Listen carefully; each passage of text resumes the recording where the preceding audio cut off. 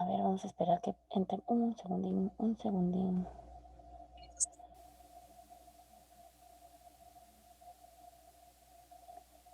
¿Quién está con su audio? Ya.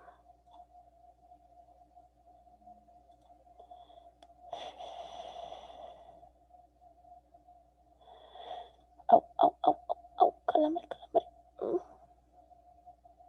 Ay, calambre de miércoles. Au. Muy bien. Ok, entonces seguimos, ¿ya? Van 41, pero no sé qué pasa con los otros 5. A eso es lo que uno va cuando les dice si están o no están.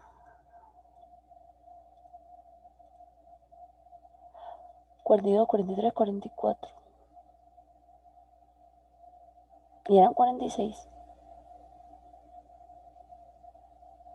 Ok. Muy bien.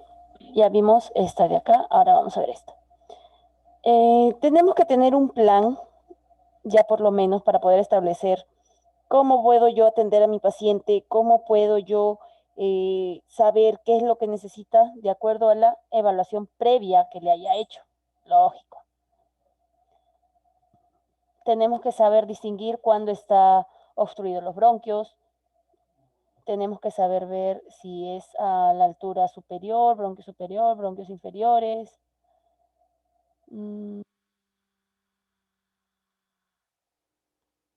Espérate, Angélica, no corras. Ya. Tenemos, por ejemplo, exceso de secreciones. En este caso podemos trabajar ondas de choque, los famosos TAPS. La gravedad, esto se trabaja por posiciones. Vamos a verlo más adelante. O las variaciones del flujo. ¿Cómo es esto? Una variación de flujo puede ser en que yo tome aire un poquito, otro poquito, entra y de ahí entra un poco más. Entonces he inspirado en 3 veces y puedo botar el aire en 3 también o en 2. Una parte, 2 y me termino de desinflar. 3. O sea, el flujo de aire nosotros lo podemos manejar. Puede ser frecuente y nocivo dependiendo de alguna patología, sí. Porque una cosa es obstrucción por flema, otra cosa es inflamación de la zona. Hay que distinguir eso. Dentro del movimiento respiratorio, tenemos que corregir ciertas alteraciones óseas. Por ejemplo, el famoso pecho en paloma o tórax en quilla y el pecho excavado o el pectus excavatum. Van a también averiguar sobre eso, dónde está chat. Dentro de la tarea, tarea, los puntos, averiguar. O sea, sus definiciones. O definir es lo mismo, ¿ya? Pecho en quilla y pectus De hecho, lo vimos creo que fue en semiología, y el otro creo que era cuando el pecho estaba hundido, sí, ¿no? pero quiero que me digan qué zona, qué costillas. Pecho en quilla o pecho en paloma, es lo mismo.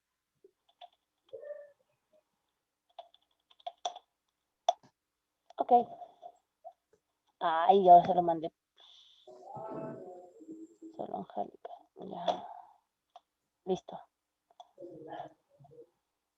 La reeducación del esfuerzo se refiere a cuando nosotros al paciente vamos a poder distinguir que no solo vamos a trabajar la capacidad inspiratoria y expiratoria, sino que estas tienen que ir de la mano con la resistencia de los miembros superiores, miembros inferiores, hasta la cabeza que influya. Por eso la reeducación del esfuerzo se trabaja con gravedad. ¿Cómo? Licenciada, a favor de la gravedad es que si yo dejo caer mis brazos. En contra de la gravedad, por ejemplo, si estoy levantando los brazos hacia arriba, como en esta imagen. Y si yo abro los brazos, por ejemplo, en una abducción, estoy ya trabajándolo, pero anulando gravedad. O sea, obviándola. ¿Ya? La fisioterapia respiratoria normalmente es personalizada. ¿Quién me dice por qué puede ser personalizada la fisioterapia respiratoria?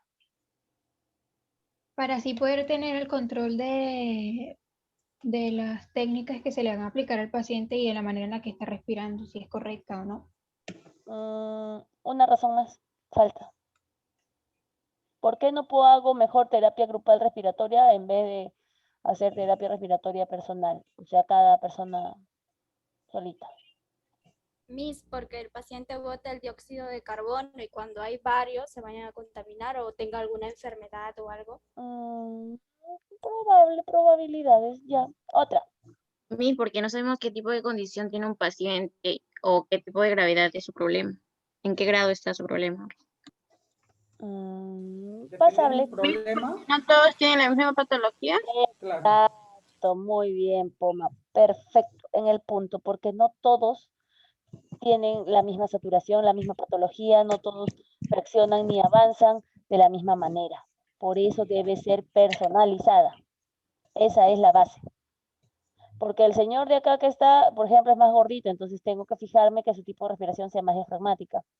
Pero el señor de acá fue amputado, entonces tengo que trabajar su respiración o su ritmo respiratorio con ayuda de peso en una pierna, pero en la otra pierna me va a faltar, entonces tengo que ver cómo voy a hacer.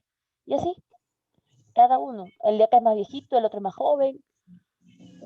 Todos son diferentes, no existe que sea un paciente igual al otro. Entonces, esa es una de las razones, ¿ya? De que es preferible que sea personalizada a que sea grupal. Dentro de lo convencional es que se pueda así despegar la secreción de las paredes. Por ejemplo, en una lumbalgia lo convencional es su TEN, su corriente, su ultra y su compresa y chau.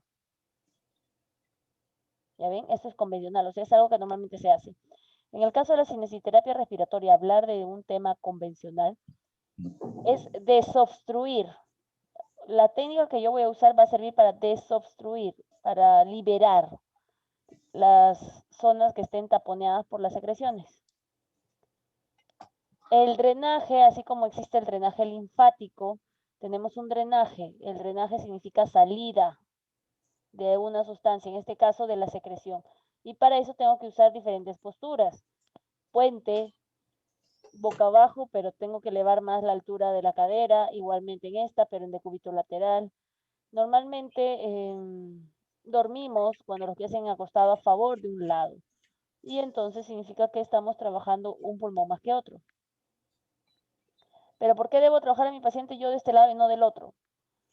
Una razón, porque quizás en la radiografía que me dieron veo que está más afectado un pulmón que el otro, porque quizás una zona del pulmón está más afectado, porque quizás los bordes, quizás solo los bronquios, quizás el ápice superior, el ápice inferior, el lóbulo superior izquierdo, nada más, quizás el otro. Entonces, cada uno es distinto y de acuerdo a cada zona afectada es que se trabaja una postura de drenaje diferente. No es la misma para todos. Miss, Miss, también podría ser colocar el cúbito supino, hacer que inhale y no, claro, que inhale y al exhalar, como si estuviera tosiendo y botando el aire. Y así Ahorita vemos vamos a ver los que. ejercicios. Espérate, comadre, todavía no Ah, ya, corras. bueno. Qué Ya. ganas de correr, niña, ya van dos. Pero bueno, está bien. Sí. Dentro de la expansión, primero les estoy diciendo qué es lo que tienen que ver antes de lo que van a trabajar. Dentro de la expansión torácica, tenemos que tener en cuenta tres zonas. La zona del tórax anterior, si el pecho se infla hacia adelante, la zona del tórax posterior y los laterales, o sea, la altura de las costillas flotantes. Si estos mencionados tienen movimiento, significa de que a mi clínica, o sea, lo que yo veo, hay una expansión torácica permitida. A diferencia de que si yo lo intento hacer y se cansa y ya no quiere respirar bien, ya no es una disnea, y es una apnea. O se me fue el aire, apnea breve, por un solo momento. La expansión torácica normalmente es cuando se trabaja solo los músculos del tórax, más no incluye el diafragma en sí, no nos centramos en el diafragma. O sea, cuando tomo aire, es cuando panza, cuando boto, normal. O sea, son diferentes a una respiración diafragmática. Acá estamos viendo o criticando o analizando el asunto desde un punto de vista puramente torácico. ¿Ya? Entramos a lo que yo les decía de la concientización. ¿Ya? La concientización va a significar que yo a mi paciente voy a tener que ver cómo respira, ver a la altura de su diafragma. Licenciada, ¿y dónde queda el diafragma? El diafragma es una sombrilla, como que nos la hubiéramos tragado así abierta, no cerrada, es una sombrilla abierta. Por encima de esa sombrilla están mis dos pulmones, por debajo de esa sombrilla están todas mis vísceras, mis tripas, tanto intestino grueso, intestino delgado, por ahí, pero bien acurrucaditos están mis vísceras, ¿ya? La respiración que nosotros podemos ser capaces de ser conscientes, o sea, concientizarla, como le decía, va a depender mucho de la relajación de los músculos y del trabajo que estos hagan, o sea, tanto los relajo como los activo. Esto de acá tiene un fin, la recuperación y evitar el agotamiento. Una cosa es que mi paciente no pueda respirar, otra cosa es que mi paciente tenga oxígeno, otra cosa es de que cuando camine se cansa, otra cosa es de que cuando está echado y se sienta se cansa. Cada uno es un paciente diferente con requerimiento diferente. Y de acuerdo a ello es que se establece tanto las sesiones, tanto lo que voy a trabajar, etcétera. Pero siempre hay cosas básicas. Ahí vamos a ver. Un puntito chiquitico sobre lo que es vibración. Ay, vibración.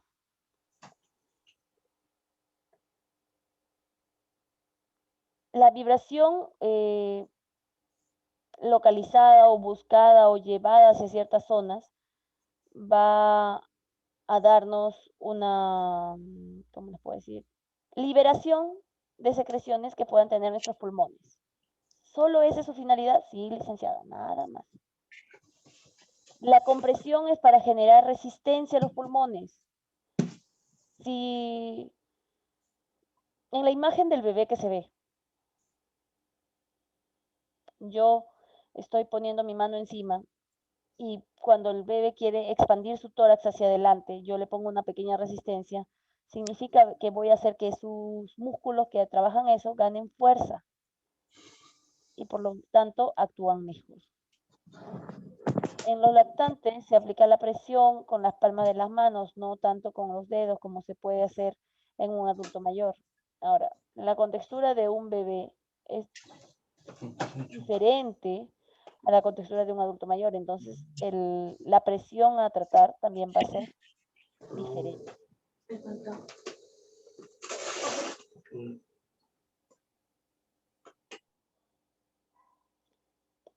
¿Para qué nos serviría provocar tos? ¿Quién me dice? Para botar la flema. Para ver si están. Para poder expulsar la flema. Para expulsar la flema, Miss.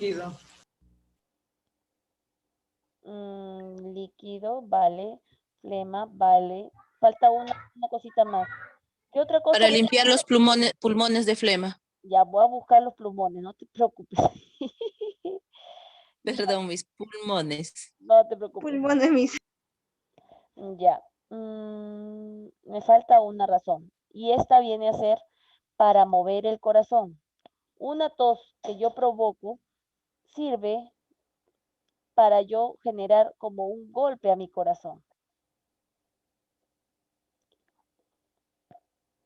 Entonces, estamos viendo que la mucosidad es una de las cosas que obstruyen este trabajo pulmonar. Por lo tanto, si yo hago una tos, voy a jalar hacia adelante esto.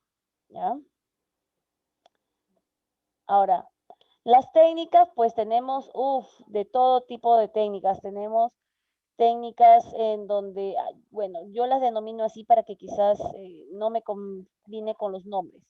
Técnicas de expansión torácica, técnicas de expiración, técnicas de inspiración, técnicas de control, técnica de resistencia pulmonar, técnicas en ciclos o cicladas, o técnicas por ciclar también las puedo llamar. Cada uno se adecua a lo que el paciente necesita. No todos los pacientes empiezan por lo mismo. pero sí todos deben saber, he dicho, las básicas. Tenemos 3 tipos de respiraciones. ¿Cuáles son? Exhalar, inhalar. Tipos de respiración.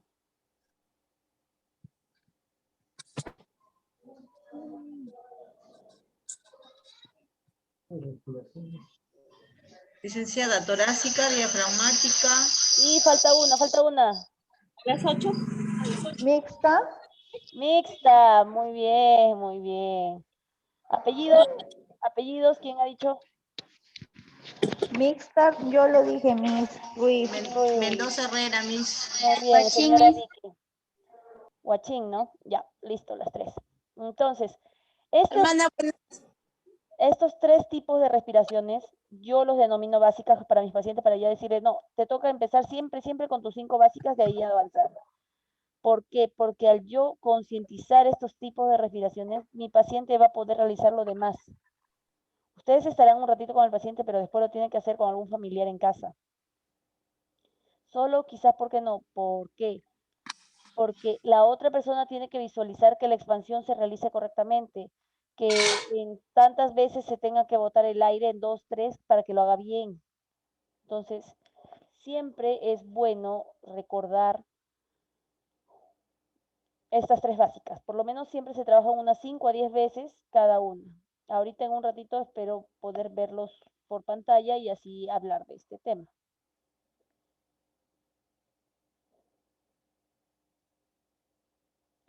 El drenaje sí o sí es para el despegar las mucosas, autógeno o postural, porque si yo lo pongo boca abajo, pongo mi pelvis por encima de mis pulmones, voy a ayudar a que toda la flema que esté a la altura de los pulmones en su ápice inferior van a subir, porque estoy componiendo a mi paciente potito arriba. Entonces van a subir y van a tratar de salir por la boca o por la nariz, esas flemas.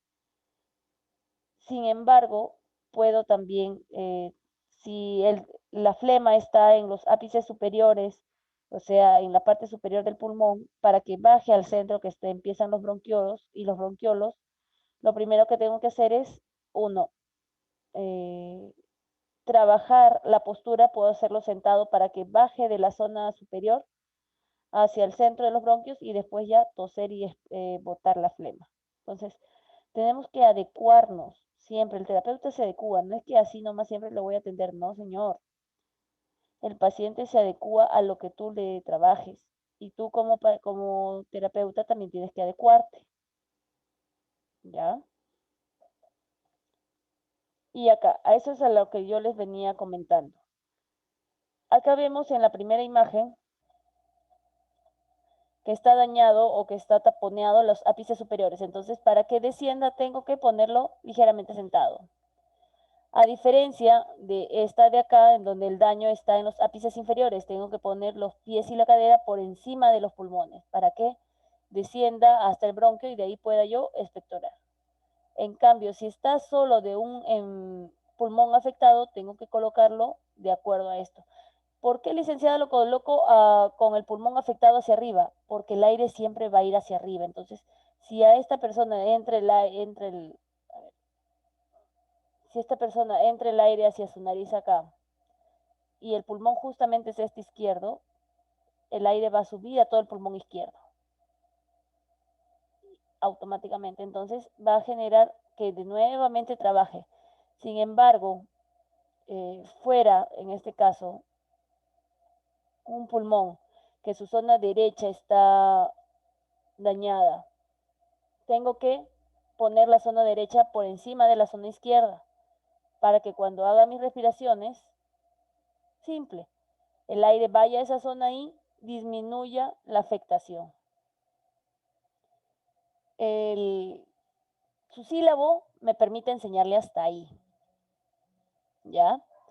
El trabajar ejercicios, el reconocer los músculos, el reconocer ¿cómo les puedo decir? Lo que se va a trabajar se puede ver en una clase posterior si gustan. No está en su sílabo está conocer hasta dónde estamos. La clasificación, las zonas, las áreas, está bien estipulada en esa imagen. Si gustan, esta imagen la pueden sacar, si gustan la pueden ver en grande. ¿Por qué? Porque lo que se busca acá es que aprendan a reconocer. Si reconocen qué área está afectada en el pulmón, podemos trabajar algo sencillo en las posturas que vemos. ¿Ya? Hasta ahí, chicos, ¿hay preguntas?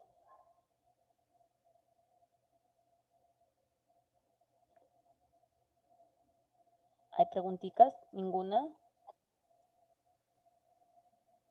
Sí, ¿cuál era la mejor posición para que los oxígenos tengan aire? Creo que era boca abajo, ¿verdad? No escuché esa parte. No, es que mira, el oxígeno, si es que el paciente está con oxígeno o si simplemente voy a atenderlo, tengo que saber qué área es la que está dañada. Entonces, de acuerdo a esa zona dañada es que yo puedo buscarla en esta imagen y puedo colocarlo en esa postura. Ah, ya, mis gracias. Ujú. Miss, una consulta. Estos ejercicios se le puede practicar a un paciente que ha tenido, bueno, mejor dicho, ha estado con COVID, pero su situación ha sido un poquito, crítica en el sentido que ha estado entubado y todo Por eso. supuesto, si es para poder sacar pacientes entubados, si es para esto, es para sacar pacientes de COVID general. Esto es lo que, bueno, yo trabajo todo esto. Yo en mis pacientes post-COVID que he visto, no solo la postura, sino el proceso es diferente. Paciente que estaba entubado, paciente que todavía sale y sigue con oxígeno, pacientes que nunca requirieron oxígeno, todos requieren de fisioterapia respiratoria por su postation. Bueno, Miss, yo tengo mi mayormente los tío, ponen boca abajo, ¿verdad? ¿Por qué? para que pueda oxigenarse mejor los pulmones. Que los pulmones Para que sus están... pulmones se ensanchen bien. los pulmones, mi. Ubiquen el aire hacia dónde va, si siempre le digo que va hacia arriba. Si yo pongo a mi paciente boca abajo, normalmente la parte posterior de los pulmones, la que está pegada a las costillas por la parte de atrás, nunca trabaja porque casi siempre todas las personas dormimos boca arriba. Entonces la única parte que normalmente trabaja es la parte anterior del pulmón. Si lo pongo boca abajo, le estoy dando chamba a la parte posterior. Por eso se hace nada más. Miss, y a pacientes que no han estado tan críticos, porque a mi papá le dio 2 veces COVID. La primera sí fue fuerte, pero no llegó a estar entubado. Y la segunda le dio más o menos. Pero ahora él, a sus 56, 57 años, si no me equivoco, que tiene de edad, ya tiene dificultades para respirar. Ha quedado Él no con hizo esa secuela. fisioterapia respiratoria, ¿ya ves? Lo que evita la fisioterapia respiratoria es que deje. Muy aparte de volver a enseñar que parezca, no, que es tan sencillo que esto que acá. Sí, los ejercicios son sencillos, pero lo que trabaja es la continuidad. La continuidad con un paciente es lo que genera que no quede secuelas, que no quede doliendo, que su cansancio sea menor, mucho menor de lo que está ahorita. Para eso sirve la fisioterapia respiratoria. Ya le dejo porque ya voy a entrar a mi consulta. Anda, anda, anda, anda. Anda, anda. Es Ruiz que estaba con el audio. Muy bien, entonces, ¿hasta ahí la clase se entendió? Sí, licenciada. Bien, Sí, esto estuvo muy interesante. bien. Quiero que aprendan ustedes a reconocer esto. Búsquenlo, es por su bien, porque si ustedes lo saben hacer, lo van a saber sus demás pacientes. Cómo trabajar una respiración diafragmática, cómo trabajar una respiración torácica pura y cómo hacer una respiración mixta, en donde trabaja tanto el diafragma como el tórax. Normalmente nosotros debemos aprender a usar el diafragma, pero casi nunca lo usamos.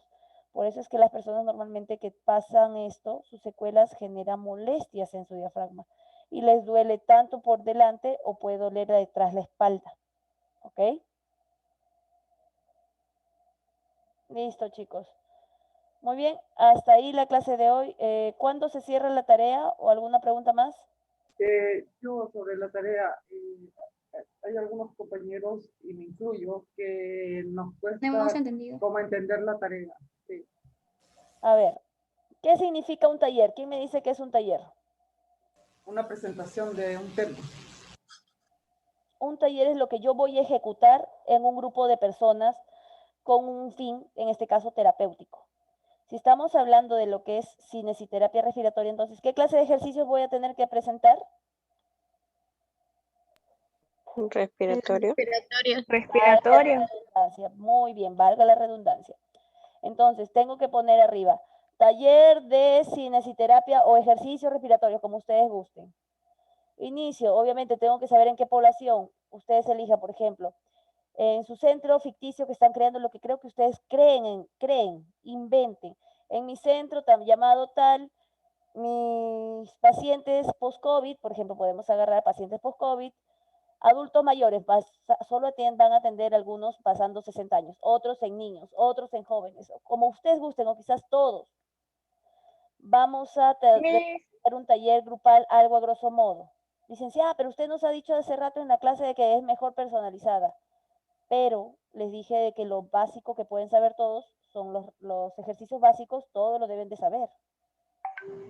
Entonces tengo que enseñarle al paciente cómo girar, tengo que enseñarle al paciente qué ejercicios respiratorios puedo hacer. Un inicio. Por ejemplo, los he dividido en un inicio, un durante y un final. Al inicio, ¿qué puedo enseñarle? Ustedes van a ver qué ejercicio le enseñan al inicio. Mientras dura su terapia, o sea, su taller, puede el taller durar 2 horas, hora y media, 1 hora, como ustedes gusten. ¿Qué ejercicio más le van a hacer? ¿Cuántas veces? ¿Cuántas sesiones? Para finalizar su taller, ¿cuántas veces? ¿Cuántas sesiones de tanto ejercicio? Para que ya descansen y relajen, y algunos pacientes después de hacer esto se quedan dormidos, otros les da fuerza para poder trabajar o hacer algo o estar más activos, etc. Esa creación es lo que cada uno va a hacer. ¿Se entendió? Algo entendí yo. Yo lo había hecho de otra forma. A ver, Miss, ¿hasta cuándo el plazo para entregar la tarea? ¿hasta cuándo lo puse? Hasta mañana. Hasta mañana. Ya, hasta el lunes. Ya, Miss, gracias. Pero dígame de una vez ahorita para saber qué día es lunes y de una vez cambiarlo. 27. 29. 29. Licenciada, una consulta. 50 Cuando soles. usted dice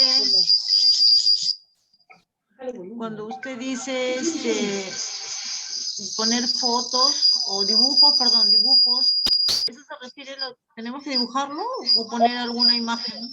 El ejercicio que van a hacer en tal paciente, dentro de este taller, lo pueden dibujar. Por ejemplo, si el ejercicio consta en, para hacer expansión torácica tengo que levantar mis manos, pueden levantar a alguien que está levantando sus manitos. Y ya está. Dibujado. Dibujado o en foto, por eso les di la opción. Ya. Yo le he hecho foto. Ya, no hay problema. ¿Hasta cuándo me dijeron? ¿Hasta cuándo les dije? Hasta el lunes, Miss. Lunes 29, listo. Hasta el lunes 29, hasta las 11 de la noche estará abierto. Listo, ya se guardó. Ya está. Listo. Ok. Ya, Miss, gracias. Muy bien. Entonces, Arroyo, por favor, comunique eso a tus compañeros, ya que se han salido unos cuantos, ¿ya? ¿Listo? Muy bien, chicos. Buenas tardes.